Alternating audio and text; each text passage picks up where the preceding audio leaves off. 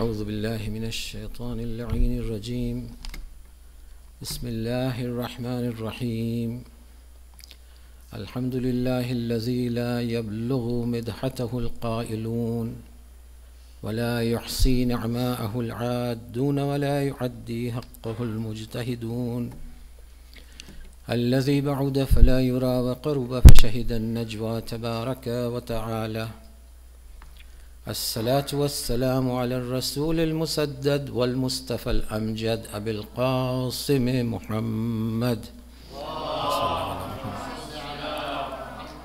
وبآله الطيبين الطاهرين المعصومين المظلومين الذين أذهب الله عنهم الرجس أهل البيت ويطهركم تطهيرا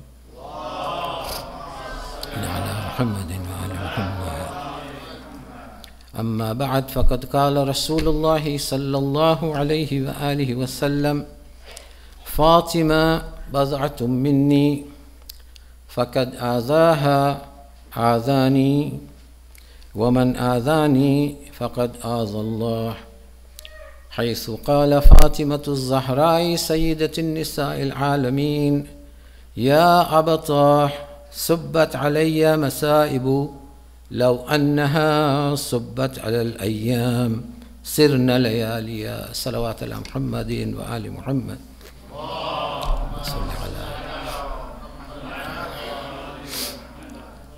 Bismillah ar-Rahman ar-Rahim. I begin in the name of Allah, the Beneficent and the Merciful, the one who is so merciful that He gives us the opportunity and the intellect to recognize Him and to turn towards Him when we are in need. And we are blessed to be His creations. And on that note, I say, Assalamu alaikum jami'an wa rahmatullahi wa barakatuh. I will touch on a few major topics, and I will try to maintain my focus, brothers and sisters. But it is the third night of Jamadi-uth, and we are gathered here to pay our respects to one of the greatest lady who was created by Allah subhanahu wa ta'ala in the history of mankind. And this is no exaggeration, by the way.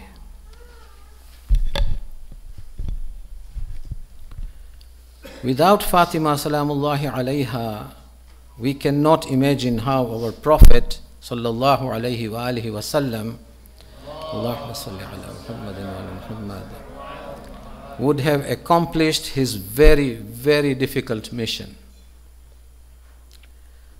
See, humanity is not made up of married people, and humanity includes single people.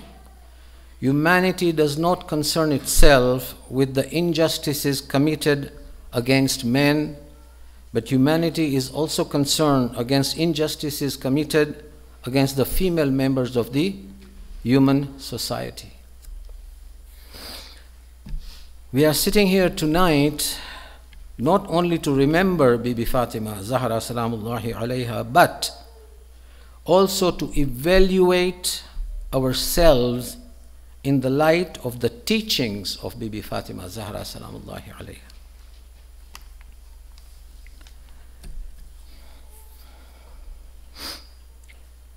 Our problems, now when I say our problems, I mean the whole Muslim Ummah. We are included, I am included, you are included. Our problems and the Muslim Ummah's problems, yours and mine, is, unfortunately, we have no understanding of Islam, basic understanding of Islam. And I'll challenge you tonight. Why? Because in Nahjul Balagha, Imam Ali ibn Abi Talib alayhi salam is complaining. He complains that there will come a time when Islam will be empty of its all contents. Islam will be empty of its all substance. And I'll use this again tonight, this topic, as a guidance provided by Imam Ali ibn Abi Talib alayhi salam. Our problem, brothers and sisters, in Islam has been partly in understanding the authenticity of our claim. Those who come for Salatul Jummah, I've been talking for the past 2 weeks about ethics of authenticity. Now, our problem has been partly in understanding the authenticity of our claim. Why? Oh, we are Muslims. How much of Muslims are we? Are we authentic Muslims? And there's something, you see, when we talk about the general Muslim Ummah, there is something in the history of Muslim people today. You may not have lived in the Arab world. I have lived in the Arab world for about 21 years. I extensively traveled throughout the Gulf region as well as the other Arab countries, Egypt, Jordan, Syria, all those places. So, including especially the Arab world, tells me that there is something that needs to be properly understood. I'm talking about majority Muslims here. You see, the issue is that we in general have, or the Muslims in general, have a sense of history, Islamic history, which is a very romantic sense of Islamic history. Very romantic of Islamic history. We talk about the glorious period of the early Islamic era, the early Islamic advancement in various fields of medicine or medical science. Muslims who studied and became par excellence in mathematics, algebra, architecture, etc. We talk about this hundreds of years ago. The thing of the past.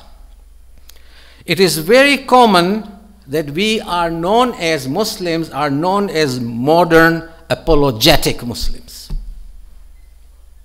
We are known as modern apologetic Muslims. Now, this type of psychology, this type of thinking, what has happened is that it has taken away from us our ability to look at our history critically. Yes, this romantic sense of Islamic history, that we were the best and we were the best, and there's nothing wrong with Islam, and there is a silk curtain, not looking at the wounds that are behind the silk curtain. This has taken away our ability to look at history or Islamic history with a critical eye. Why should we look at our history with a critical eye? Why? Why should I look at my own defects critically? I've got defects. Every one of us has something. The only key to my own reform, my personal reform, is if only I indulge in critical self-assessment. If I don't do that, I will never be able to change myself. And I'm talking about myself first. I'm talking about myself. I want to improve. I want to become a better human being. I want to contribute to the society. I want to become a better member of the society. And if I don't look at my own problems, the first engagement with my own self has to be critical assessment. Very critical, deep critical assessment.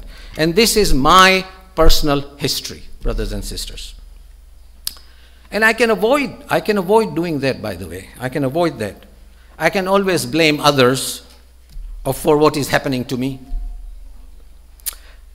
And we always do that. This is human nature. We always do that. And it is known as a psychological problem in a human being. When I do not see the problem within me or with me, anything goes wrong, I want to blame somebody else for my problems. It's always someone else for my own troubles. But the key to resolutions of my own problems is to know my own personal history. I know what I am. To know my own personal history critically, and that is critically, honestly, myself. Sincerity is required. Now this is also true in the larger collective history of a human community. If I entertain, or if you entertain the idea that I am being victimized all the time, salawat ala Muhammad wa ali Muhammad.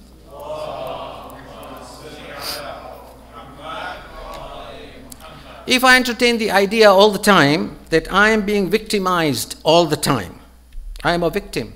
Victim of what? I am a victim of colonialism. I am a victim of imperialism. You know, in Tanzania, because I'm from East Africa, so I remember the time, I know many of the people from East Africa, Tanzania, they will know. Nyerere, Julius Nyerere, the father of our nation, what he used to say. The troubles that Tanzania had, he did not want to see it critically for himself. And he says, how mabepari ndio umetuzungusha sisi. These businessmen, they are exploiting us. What have you done for that country since independence? No. All the troubles that Tanzania has, the father of our nation used to say that it's colonialism that is responsible, imperialism that is responsible. Eventually he went up to socialism, and he did not fulfill his desires there. He did not succeed, and said now socialism is responsible. But there was no self-critical assessment at that time. I am victim.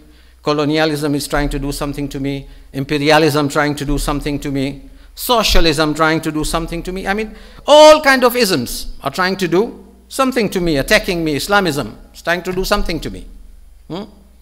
Because I don't want to be a perfect Muslim, so I make a buffet and then choose what I want from Islam. What I don't like, I leave. So, I celebrate my victimhood, and I keep on doing that. And if I keep on doing that, I will never ever find solutions to the problems that I have. Never. That's why all reforms are activity. Reforms are all activity. Reforms begin only when I am or you are capable of assessing your own personal history critically. Critically means what? Sincerely and honestly. Not with a fallacy. I want to change. I am a person who cheats all the time. I got a business. I deceive people. Right and left, I cheat and deceive. Lies. I am assessing myself that I need to change. I need to become honest. I need to become sincere.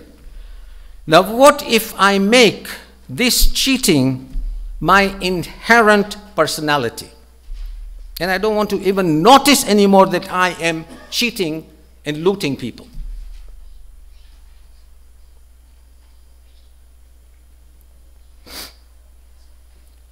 Then what happens is that I do not want to face reality. I do not want to face the reality. For example, in dealing with our own young people at home, we find the parents doing it. We shun the idea that maybe I, as a father, am a problem, not my young child, or not my young son, or not my young daughter. Maybe I am the problem. Have you noticed that the moment you begin to assess yourself, you are better able to communicate with your siblings and your family members when there's a self-critical assessment. The moment I take a righteous position that no, Riyaz cannot do anything wrong in this house. I cannot be doing anything wrong. It's only my Tom and only my John doing wrong. And I, with a big ego, I cannot do anything wrong. That's where I fail. See? That's where I fail. And I fail to communicate and having a dialogue not only in my home, but in the society as well, in the community as well. Because dialogue requires us, or requires me and you to assume a position that is not only equal, mark my words tonight, brothers and sisters. A dialogue requires a position, assume a position that is not only equal but also critically equal. Otherwise, I will never be able to succeed. We as Muslims, I'm talking about the general Muslim Ummah, have been talking about reforms for the last 100 years, maybe 200 years.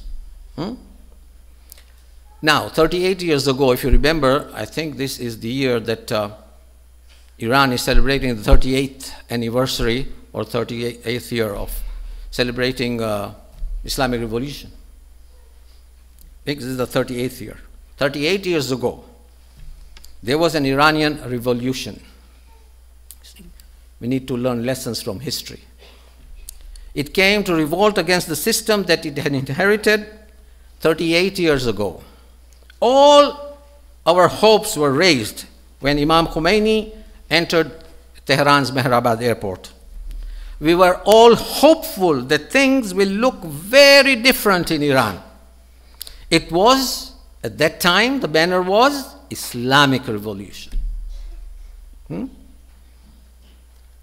People will remember, those, the millennial who are born after that, can go and Google online and you'll see what happens. There are pictures and videos of Ayatollah Khomeini entering Tehran airport. It was an Islamic revolution. Now remember, its authenticity was based on the original claim. It was being inspired by the revelation of the Holy Quran, by the example of all the prophets, that is Nabi Ibrahim included, Nabi Musa included, Nabi Isa included, our Prophet Muhammad Mustafa sallallahu alayhi wa sallam included.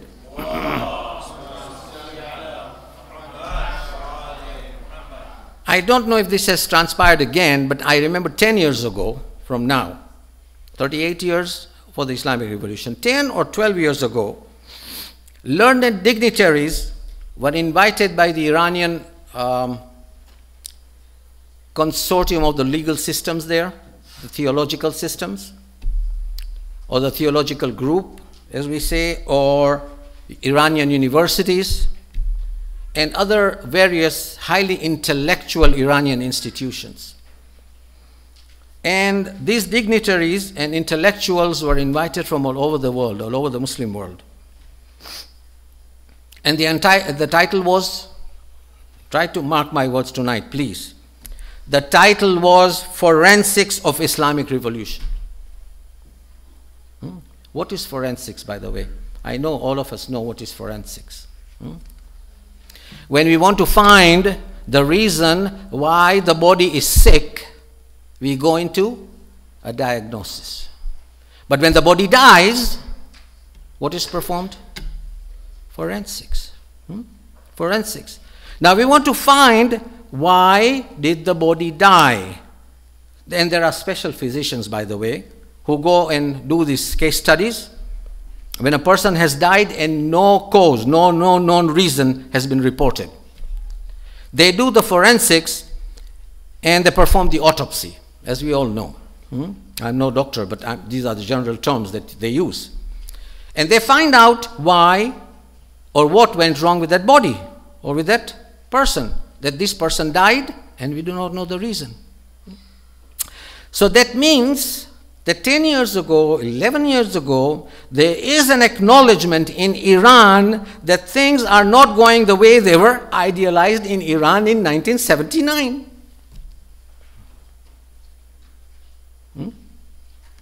And a very right step, I would say, by the way. It was a very good step. Young, learned intellectuals, people from different fields were invited. Prominent professors from various educational institutes all over the world were invited. And they all spoke about different issues that the nation was confronted about or confronted with. And it was at that time, it was the time that Iran took notice of the criticism from within. You see, self-critical assessment.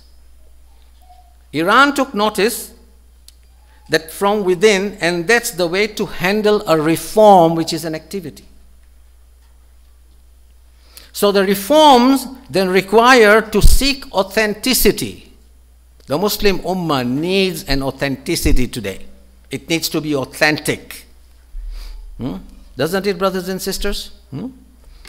Now, without seeking authenticity, we will not be able to reform the society or reform the community and reform the nation. And that authenticity will come only by being truthful and honest about our performances.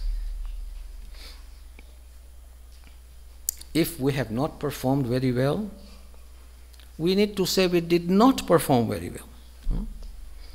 So my brothers and sisters who are listening to me tonight, let us understand one thing, that history is a template that we can use not only to glorify Islamic advancement.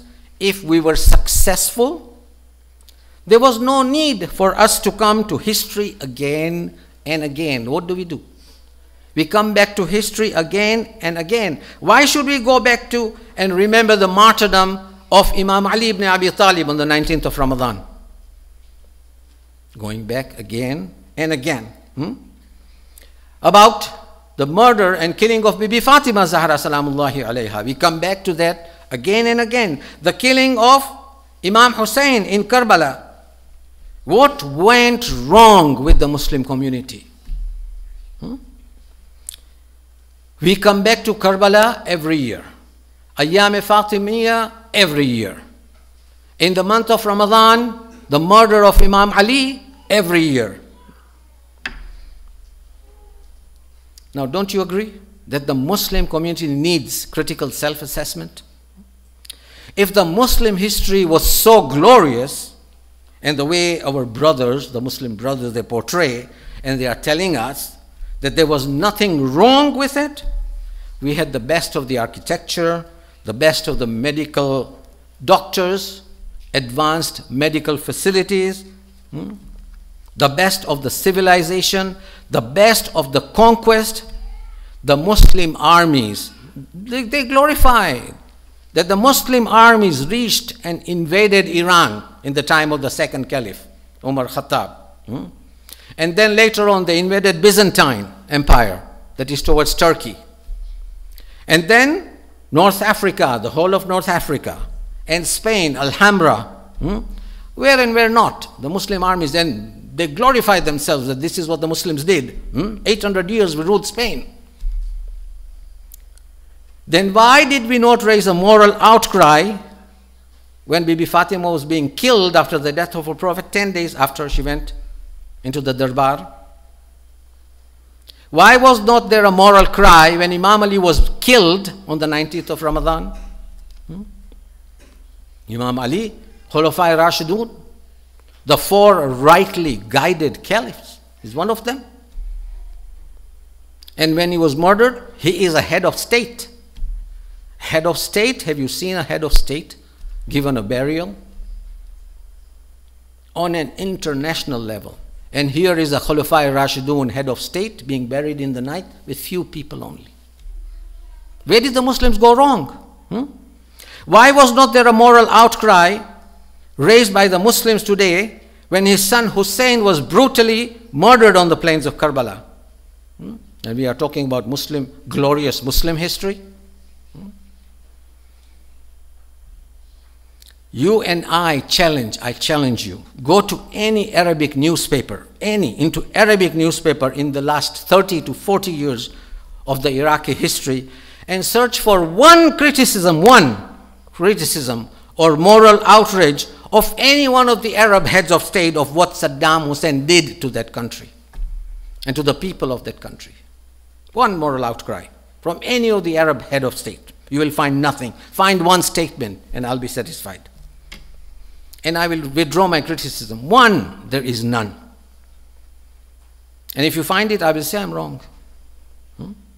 Not one moral outrage. Yes, and Denmark published those cartoons, and the whole Muslim world is on fire. Drawing cartoons, yeah. And the whole Muslim world is on fire a few years ago. And so much angry. People are so much angry, burning the flags boycotting their products and whatnot. They are mad. Where was our anger when innocent Muslims are killed by the insurgents in Iraq? In the mosques? In the funerals? Not even a cry or a mention in the Arab world? Innocent Shias being beheaded and cut up into pieces in Pakistan, in Peshawar, Parachinar, Hangu, target killing in Karachi of the intellectual Shias in Karachi. Each and every one is targeted. Parachinar area, Peshawar, you name it, Balochistan. Why? Because Shias are not even human beings. You can crush them, you can throw them, and they are kuffar. Listen to the Muslims. They are kuffar. So where is our authenticity as a Muslim ummah? We have no authenticity. Where is our humanity? The basis of humanity, my brothers and sisters. He was very young at that time. 10 years old maybe, 11 years old. If you remember, those who are my age, 60, they will remember Biafra took place in Nigeria.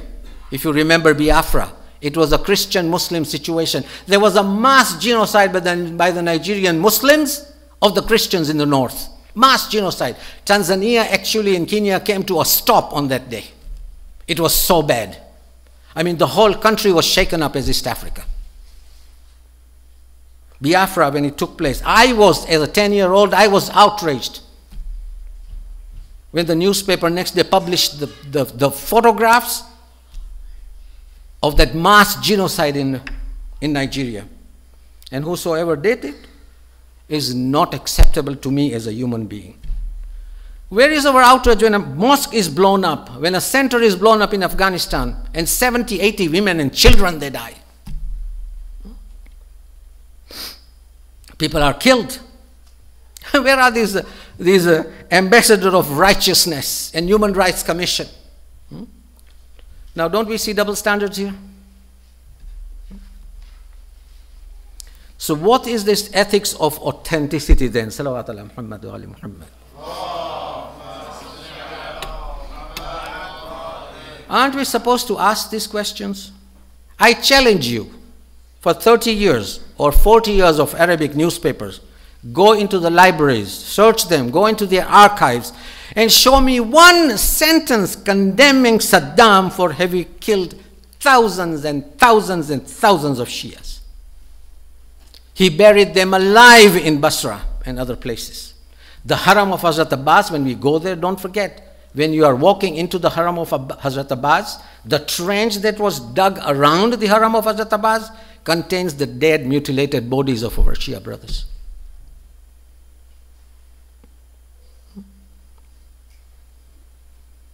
We had an influx of refugees in Dubai in 91-92, Awqaf al-Ja'fariyah, and they told us the horror stories of 1991, that Haram of Hazrat Abbas was filled with dead bodies.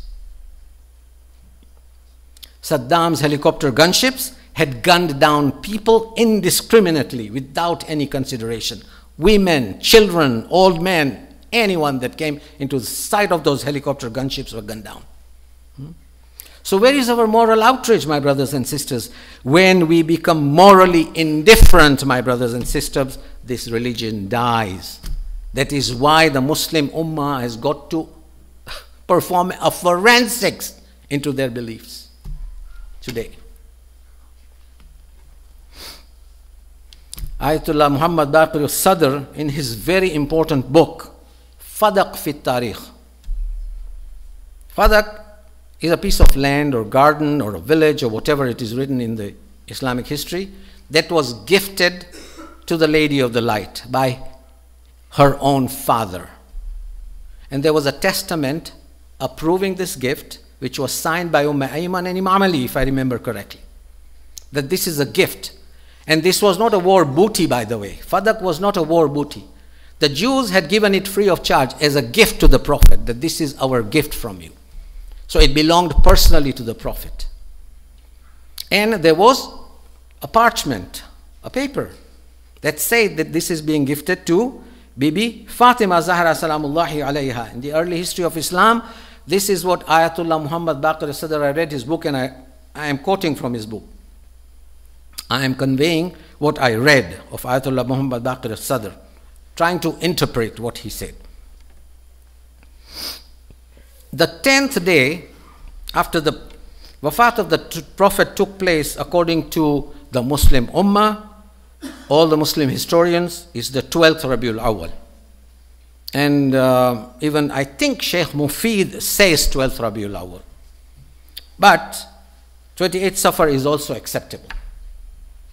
But our Muslims, they say 12th, Muslim brothers, 10th, 12th Rabiul Awwal. That he was born on the 12th and died on the 12th. This is what the Muslim historians have written. 10th day after the death of the Prophet, Fatima Zahra gathered the women of Medina, some women, and she came to the mosque and gave her famous khutbah, the khutbah of Fadak, famous speech. Ibn Abil Hadid Mu'tazali is the one who mentions it more frequently than anyone else. But also Allama Tabarsi, he is also a Shia historian. In his Ihtijaj, he also mentions the speech of Bibi Fatima to Zahra. This has been recorded. But she came, and Muhammad Baqir Sadr says that she came in such a way in the mosque that the Ravi says, the person who narrates it says that he felt as if the Prophet himself was walking in the mosque, because she has been described very much like the Prophet himself. Now some of the zakirs, you know, Urdu zakirs in the mimbar, they say Fatima auraton ke jurmut mein aayi. You know what is jurmut mein aayi? Means a group of women. Now if she was in the middle with a group of women walking around her, then I'm sorry, but it's not logical to see that she was walking like her father. If there's a crowd surrounding us and I walk in the middle, then I don't think anyone can observe how I walk, because there are people all around me. And on top of that, they say that Fatima Payghambar ki chal chal ke aayi. So if there's a crowd of women, people could not have observed that she walks like the Prophet.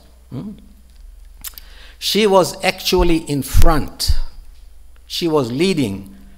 And there were a few women, not only from Banu Hashim, but from Muhajirin also, original people, from Ansar and Muhajirin, walking behind her, and she came to the mosque to present a qadiyya, a case of her usurped rights. Because the first thing that they did after they seized the power, after the Prophet, was take away Fadak. And they told her that it doesn't belong to you. Why? Because of it's a very fertile land. It was a nakhla, maybe they say. But nakhla is a very fertile shamba, as we call it in Swahili. A farm with beautiful, exceptional dates growing in that area. Some of the riwayah say it was a big village with farmland. Whatever it was. On the contrary, Bibi Fatima, according to what the Muhammad Baqir Sadr is trying to prove, is that no, Bibi Fatima is asking for her legal rights. Legal rights, yes, it was an inheritance. And she came to the mosque to ask, or rather demand her right, and that was her right of self-determination. This is her right of self-determination. But the khutbah itself is her ihtijaj. Ihtijaj means it's her struggle. That is her jihad in front of the Muslim Ummah. The mosque was full of people. Don't think that there were few people there. No, the mosque was overflowing literally when Fatima came with the ladies there. Her argument against the government, and at that time Abu Bakr was the Khalifa, the highest seal of authority. Her argument was not only on the matter of Fadak, maybe a small property. In fact, the khutbah is showing that Bibi Fatima is engaged in challenging the authority on three major sources or three major issues of our faith. Khutbah is divided, according to me, according to Baqir al-Sadr, the book of Baqir al-Sadr is divided in three parts. It is very difficult if I'm not a scholar of Arabic. I just know the lay-by Arabic language, but even it is very difficult for a deep PhD scholar of Arabic to interpret that khutbah, which is pregnant. Each and every vocabulary is pregnant with so many meanings, that khutbah. It requires pages and pages to interpret words of Fatima Zahra, what she said. And the way she has used it so eloquently, I'm not saying it's the Quran, but equal to the Quran, Quranic language, the way she spoke, with eloquence, with balagh. And she has used this language after the death of her father, addressing who? The Sahaba. And who are the Sahaba according to Muslims? They are kind of infallible. As-Sahaba kan-nujum. That's what they say in Arabic, don't they? As-Sahaba kan-nujum. My companions are like stars. This is what they narrate. Iqtadaytum, iqtadaytum. Follow whomsoever you want, because they will do no wrong. This is the Muslim Ummah. And she has come after the death of her father, addressing the Sahaba. And khutbah is in 3 parts. In the first part, she is talking about the Prophet, her father. She is talking about the Prophet and prophethood. In second part, about the Khilafah. Second. And the third, she is talking about the wrongs and atrocities that were done to her husband, who was dragged out with a rope, whipped on the road to pay allegiance to Abu Bakr. So she is, in fact, handling 3 important and cardinal issues or sources of our religious beliefs. This is a speech that is basically regarded as a speech which she went to demand her rights, legal rights of Fadak, after 10 days.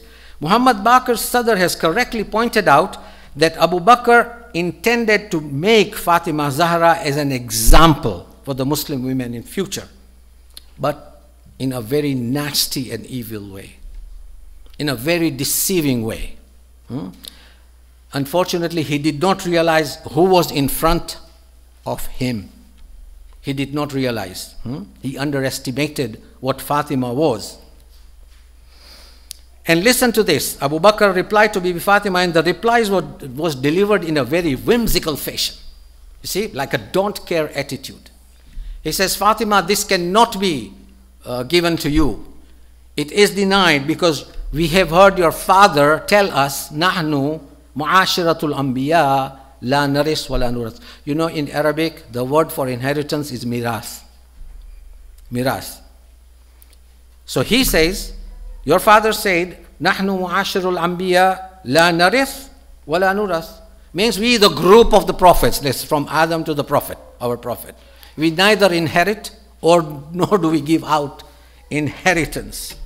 The prophets do not leave anything behind to be inherited by their blood relations and ulul arham, those who belong to Rahm. In the argument that ensued, Salawat ala Muhammad wa ala Muhammad. You see the problem when we underestimate people, it's a very dangerous thing. She said, yes, you are quoting a hadith. What about Quran? Now they did not expect this. She said, what about the Quran? Would you go against the Quran? The whole mosque is full, they are listening, and she quotes Surah Maryam 19, verse 5 and 6. وَإِنِّي خِفْتُ الْمُوَالِيَ مِنْ وَرَائِي وَكَانَتِ كَرْعَتِي آقِرًا فَحَبْلِ مِنْ لَدُنْكَ وَلِيًّا يَرِثُنِي وَيَرِثُ مِنْ عَلِي يَعْقُوبَ وَاجْعَلْهُ رَبِّي رَضِيًّا. I am not going to go into deep. Now these are the ayah or the verses and the surahs of inheritance. That how one prophet, his son, inherited him. Prophet Zakaria is mentioned here. Zakaria reached the age of 90 and he is praying to God that I have no children, Ya Allah. My wife is at a stage where she cannot bear any children. I am 90 myself. If I were to go, my cousins, Mawali means what? Mawali is those cousins who are thugs. They were thugs. I would put it in simple language. That Mawali those mawalis will inherit me, and I don't want that. So I want an inheritor. Now, what was the inheritance all for? What inheritance? But he's praying to Allah to grant him a child who will inherit him. Number one. Number two, in Surah 27, Al-Naml. وَوَرِثَ Sulaiman Dawood. That Sulaiman inherited David. Dawood, Solomon inherited David. Now they say, no, this inheritance was prophethood. Prophethood has to be inherited. No. Sulaiman, when he was alive, Dawood was also a prophet and Sulaiman was also a prophet. So where is the inheritance of the prophethood here? So the inheritance is of the wealth, the things that they leave behind.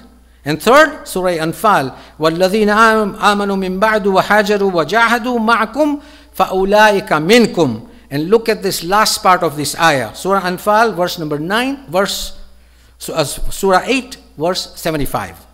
وَأَرْحَامِ بَعْضُهُمْ أَوْلَى بِبَعْضٍ فِي كِتَابِ اللَّهِ. Means those who believe in God, but those of blood relationship,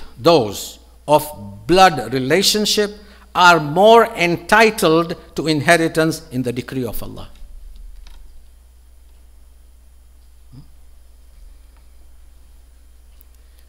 This proves what, my brothers and sisters? That those who sat on the seat of the Prophet after the death of the Prophet, they had no idea what Quran was. They had no idea what Quran was. You remember the time when the Prophet was dying? He was in his final days, and he was very sick that day. There were companions sitting around him in his room, and he says, give me a piece of paper and a pen or a pencil, and I will write down something for you so that you may never go astray. And this in Arabic, in jurisprudence, is known as Hadithul Kirtas. You know, in Swahili we say karatasi, the same, Hadithul Kirtas. Hadithul Kirtas means paper. Give me a paper, give me a pen. And here Umar ibn Khattab, riding on a horse, he says, Hasbuna, this man is gone mad. Astaghfirullah al-Azim. Hizyan is the word that is used. What is hizyan? He's delirious. Prophet. Be delirious because of fever. He's gone mad. He's gone crazy. This type of word that he used. Hasbuna kitabullah. Means for us, the book of God is enough. And here when Fatima presents this ayah of Quran about her inheritance and how the other prophets inherited, their children inherited, they have no idea what to reply. Any lawyer, if there is any solicitor or lawyer sitting in this audience today, who knows the North American legal system, there is a principle. If you have done your bar exams, for example, or if you are studying or giving exams for your lawyer exams, the first thing that comes that they teach is possession indicates ownership. Doesn't it? We are all learned people here, highly intellectual. Possession indicates ownership. My house, I got possession. If the government has a problem with my house, they have to produce evidence that this is not my house. I do not have to produce evidence that this is my house. Possession indicates ownership. If I am in possession of something, I am not the one who is going to bring witnesses. You bring witnesses to me to tell me that this is not your house. Al-ayadhu billah. And look at what is happening. If the prophets didn't leave anything behind for their own children, if Fatima, the whole idea was that if Fatima can challenge the Khilafah today, if Fatima can challenge the existing government of the time, if Fatima can challenge the highest seal of authority today, then tomorrow these Muslim men and women can shake this government. This was the whole idea. And the demand was not only for Fadak. You see, Umar ibn Khattab, he himself says that if Fadak was given on that day to Fatima, the second case would have been in the court of Ali ibn Abi Talib's rights to sit on that seat of authority after the Prophet. So they have to deny Fadak in order to not to have another case of Imam Ali's legal rights on that seat of authority. And to end, Ayatollah Najafi al-Mar'ashi says, I once saw 12th Imam Sahib al-Zaman. Imam tells him, Allahumma salli ala Muhammadin wa ala Muhammad, that inform our Shias that it is our responsibility on them. He writes in his book that it is our responsibility on them that when they call themselves Shia, one condition is that they must learn and understand, even teach their children the full khutbah and sermon of Fatima on Fadak, that she went to her inheritance and her right of Fadak. That is one. Number two, he says, tell our Shias that they learn, assimilate, understand Ziyarat Ashur. Ziyarat Ashur. And the third, he says, learn about in Nahjul Balagha, the khutbah of Shikshikiyya. You know what's khutbah of Shikshikiyya? Khutbah number 3 in Nahjul Balagha. When they took Imam Ali, tied a rope around his neck and dragged him on the streets towards the court of Abu Bakr for him to pay allegiance. When he was brought there and he was asked to pay allegiance, Imam Ali talked. There's a bird in Arabia which is known as Shikshikiyya, and that bird sings and talks non-stop, without a breath. And that is the way Imam talked on that day of his legal rights on that seat of authority that Abu Bakr and Umar had usurped. And here, Imam al-Zamana is kind of requesting that we teach our children these 3 khutbahs. You find in a hadith, one of the greatest speakers from Iraq, a very high-ranking scholar, narrates that I saw Fatima Zahra in my dream, and in the dream she said to me that, O Sayyid, when you narrate my final moments, I want you to narrate the plight of my children, Hassan, Hussein, Zainab and Kulthum, because these children did not know whether to go with their father who was dragged to the court or to remain with their mother who was bleeding on the floor. Says 4 children, they did not know what to do. We remember Fatima Zahra tonight and the atrocities that were committed, subjected to. When Umar came towards the door, he came, knocked on the door very harshly, deeply grieved as she was deprived of her rights, death of her father. After the demise of this great lady, I say God severed the hands of those who struck her and those who agree that she was being struck and those who followed suit. God will never, they are for eternal damnation. That has been written by one of the great scholars in Najaf. Omar comes to the door and he says, he has come to receive the allegiance from Ali. And she did what she did to defend her husband. Her age is given as 18. That is why she says, Ya abata, subbat alayya masaibu law annaha subbat alal ayyam sirna layaliya. That, oh father, if the atrocities and the crimes committed on me, if they were to befall daytime, day would turn into night.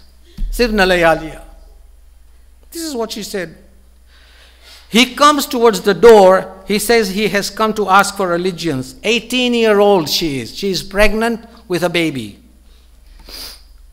She says, this is the house of the daughter of the Prophet of Rasulullah. He replies, so what? When the door did not open, he brought firewood, placed it at the base of the door, and set up in flames. 3 personalities are known to have done this. One is Umar Khattab, one is Khalid ibn Walid, and one is Walid bin Mughayra. These 3 personalities, the name I have read in history. He set up the door in flames. The door was burning, and the balloon pushed, and he pushed the door on Fatima Zahra. There is a letter, when he became the 2nd caliph, there is a letter that he has written to Muawiyah. And he says In it he says that Muawiyah, when I pushed the door on Fatima, I heard that cry and that scream and that anguish coming out of her mouth when she fell, and the nails of the door entrenched themselves into her stomach. This is how the door fell on her. He writes to Muawiyah about this. I could feel, he said, the screams. Bibi Fatima fell on the floor. There were two personalities in her house. One was Fizza and one was Asma bint Umays. She says, she called Fizza, come and help me, for I have lost my child. My fetus has been aborted.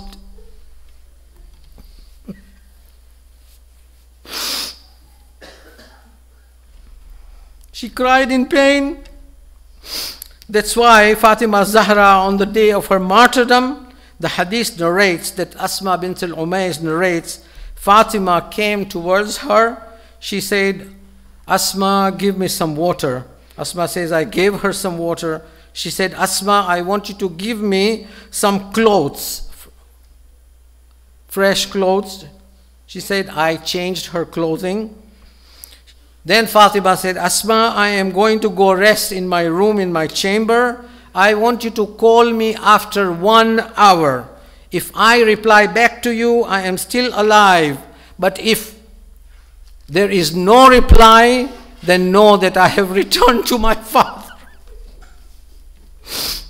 And Asma, when Hassan and Hussein, she is telling Asma, when Hassan and Hussein return, they will not see their mother there to receive them. So please, Asma, feed them, give them food first before you bring them to my chamber. Imam Hassan and Hussein, when they come back, they return back from Masjidun Nabawi, and they see the mother is not to be found. They ask Asma, where is our mother? We don't see her. Imam Hassan looked at Asma, and Asma looked at Hassan, and Asma asked Hassan, why do not eat your food? She said, Asma, when have you seen us eating without our mother? We have never eaten without our mother.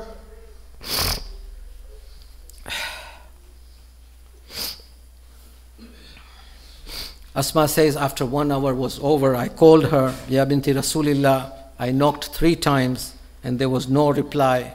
Asma narrates that she entered the chamber, approached her bed. She removed the veil covering her face and saw Fatima Zahra had passed away. She had died. Imam Hassan approached behind her in the chamber to see his mother. He came towards the body of his mother. He removed the veil and the cloth covering her face and said, Ya Akhal Hassan, Ya Akhal Hussein. He called his brother Hussein, come towards me now. He called Abu Abdullah al-Hussein. They both saw their mother was no more.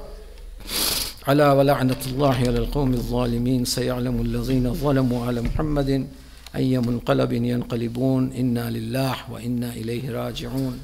مات حسين.